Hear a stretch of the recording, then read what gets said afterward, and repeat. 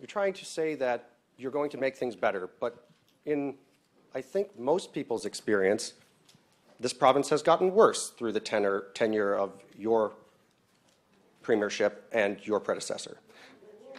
And no, let him speak. Let him speak, and then I will. By all respond. means, disagree with me if you wish to. I think that's probably a pretty split crowd. But here's a question. My girlfriend just spent the morning and afternoon today packing up the retail outlet that she worked at up until yesterday. Shut down because of the minimum wage. 3 people lost their jobs. So she's a recent immigrant. Her parents just finally came over from overseas. We'd like to get married. But we can't afford to do that if only one of us is working and we're losing our jobs all across this province. 60,000 people are losing their jobs across this province. And you can provide false compassion or maybe legitimate compassion for me.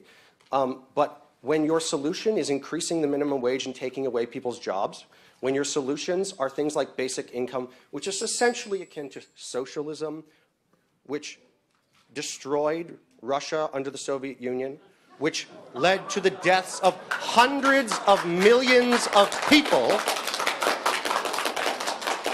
I have read the Gulag Archipelago. I know what happened there, and you should too. So tell me what you're going to do to make our province grow, to make our province have jobs. Don't tell me what benefits you're going to give me when I'm jobless, when I'm not productive, when I can't have a living income from my own labor. Tell me what you're going to do to get me that. Okay, and I appreciate that question. And I will say to you that we are creating jobs every single month in this province. When I say economic growth is outstripping the rest of the country, we're leading growth. And what that means is there are more jobs being created in Ontario than most of the other provinces. So we're doing that. We're doing that by investing. We're doing that by drawing foreign investment to Ontario. Toronto just landed in the top 20 of the cities that Amazon might pick to settle. So, you know, I know it wasn't Ottawa, and Ottawa should have, but you know, it's Ontario. So Ontario is seen as a very, very strong place for business. It's a competitive place for business.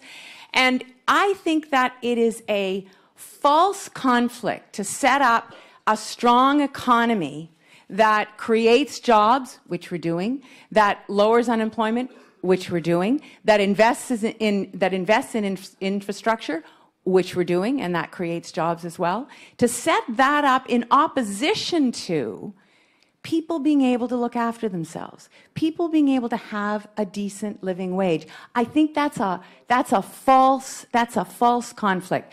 I don't know the specifics of the business that your girlfriend was working in, and it is always a serious problem when people lose their job. I understand that.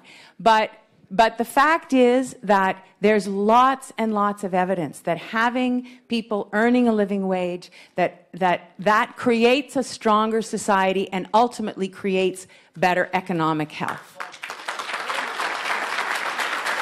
So I'm going to come in here. So